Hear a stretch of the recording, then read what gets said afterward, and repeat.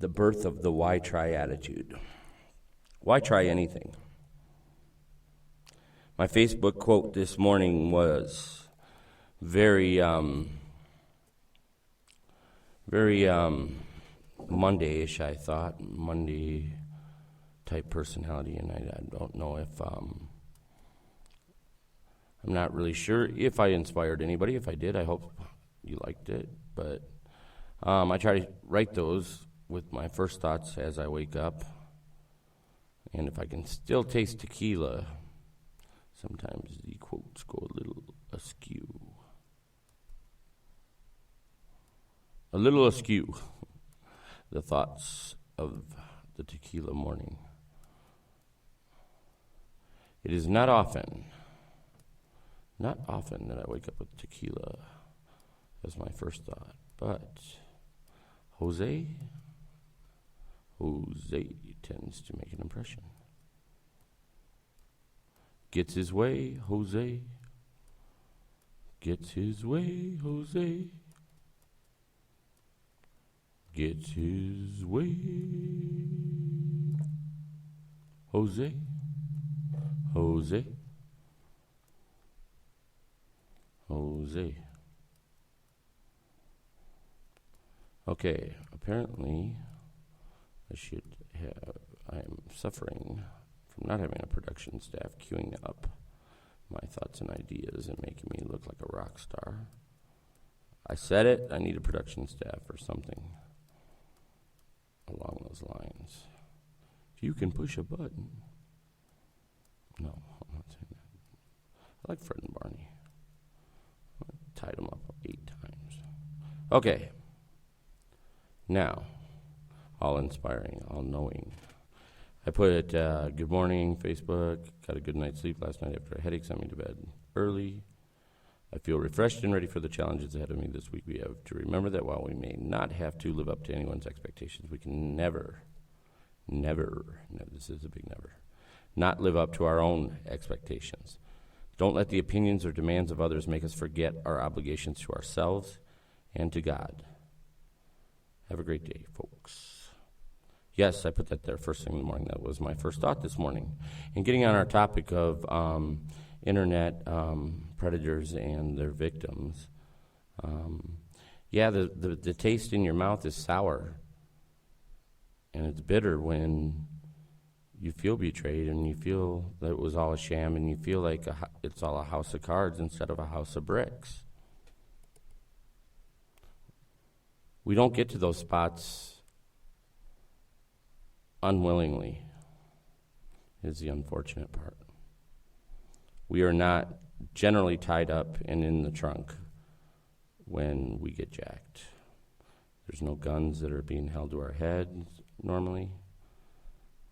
The biggest weapon that the predator uses when talking to somebody who is operating from the heart, unfortunately, is the heart. It's a bummer. It is a bummer. Our need to feel safe and secure, our need to feel complete, our need to have somebody to hold us when we are not feeling well and perhaps carry the load a little bit. Somebody to back our play, somebody to, lean on. It's not inhuman to want love. It's not inhuman to want to share your life with somebody and create actual memories with somebody that can back your play. Remember that? Remember that? Remember? You remember.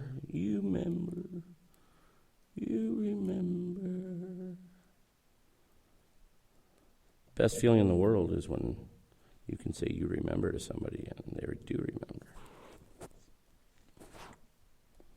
It's like the frosting on the cake, the hallmark moment that never really makes hallmark. The one that stayed on the writer's desk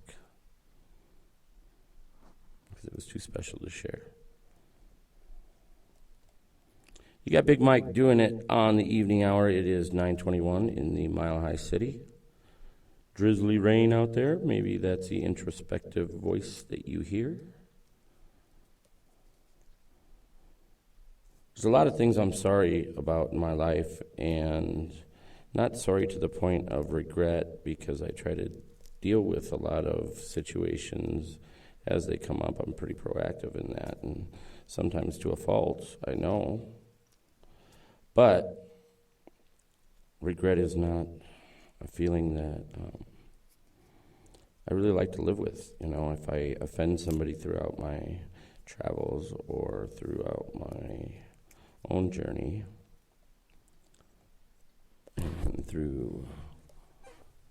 and basically this is something that does meet my attention at any given time. I'm one of those people that I would rather give an apology than live with the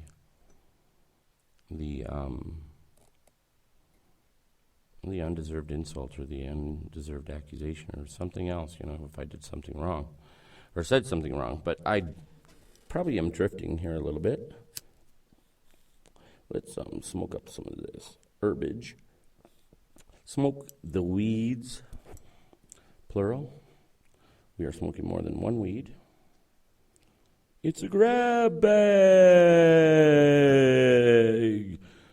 Monday grab bag. Monday used to be leftover night in most households in the 50s.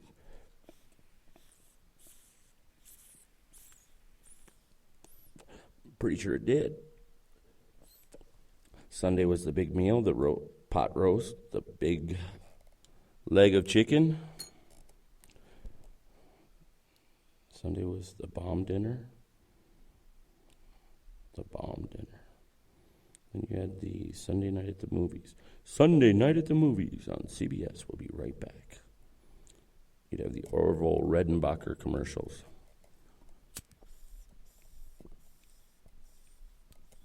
It's not inhuman to want to be loved. I fear that some people want it so badly that they develop methods and plans and envision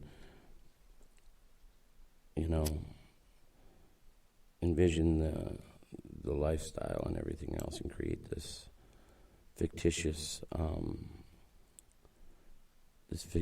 desire just to be in love.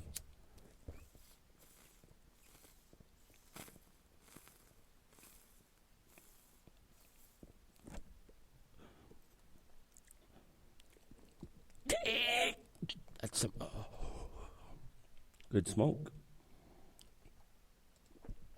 The grab bag. The goulash. Some of us fall in love with the idea of being in love or being with a partner, so much so that we overlook what our common sense would normally tell us was a red flag or a warning signal or a red light or a bonk on the fucking forehead, man. I mean, I've seen some people overlook some pretty fucking outrageous fucking shit in the name of love. Outrageous flaws in characters, they've taken outrageous abuses. Perhaps I've been guilty once or twice of leveling outrageous behavior with somebody, over the years. I guess, it's not impossible. Remember, not perfect, not even trying.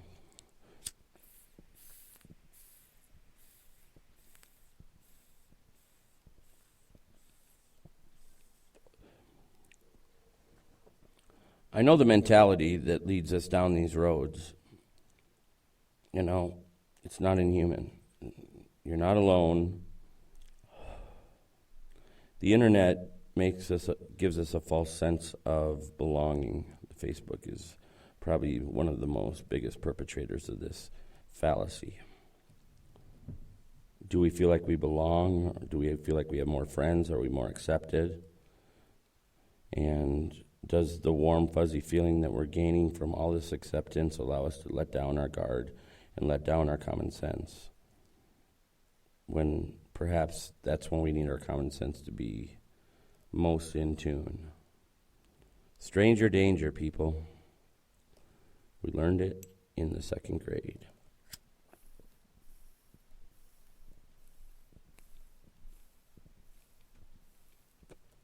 We also, of course, learned that drugs were bad and weed was a gateway drug. You got Big Mike smoking it up in the highest station in the nation.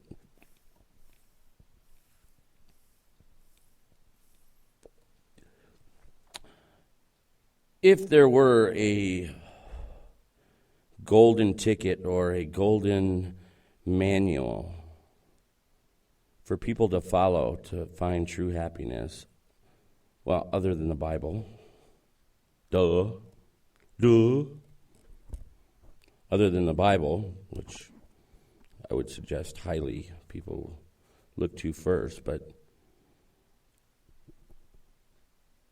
I see a lot of self-help books, and a lot of people are making a lot of money selling potions and ideas and theories about happiness. And, a lot of them are really good. There's a lot to be said for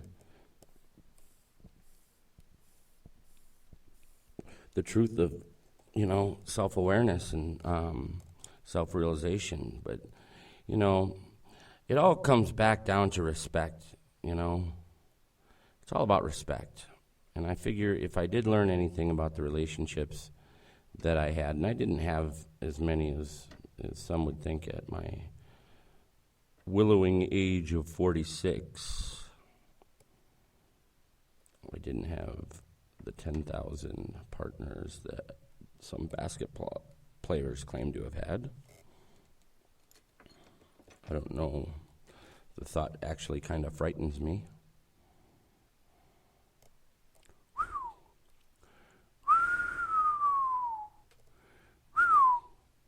10,000. I like to think I'm a little bit more picky than that. Basically, talk about fast food.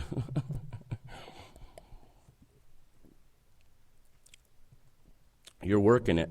You're working it if you got 10,000 and you're not George Burns. I mean, I could imagine him claiming somewhere in that ballpark. That's not that many if you figure it by the decades. You got Big Mike, it's 9:29. Internet love, is it more risky? Is it lead you more open to becoming a victim of somebody else's predatory behavior? Will they milk you for money? Will they milk you for, I think the biggest thing they take from people is trust. And trust. We're going to touch on this on another episode. I wanted to get the message out there that I was concerned and that I was on the agenda. I'd like to help whoever I can work through the issues that they may have regarding being a victim. I think that a simple rule to follow in any proactive behavior in order to reduce your chances of becoming a victim or in any, either online or, in a bar or in a car or with a goat or in a boat, what have you. Respect. Keep respect in your mind. Always give respect, but always demand respect. And no matter what the problem, no matter what the issue, if respect isn't being given, then that's the only issue that counts. Whether you're a lady or a gentleman listening this evening, I appreciate you taking the time to give Big Mike a place in your home or a car or radio or headphones, what have you. Thank you.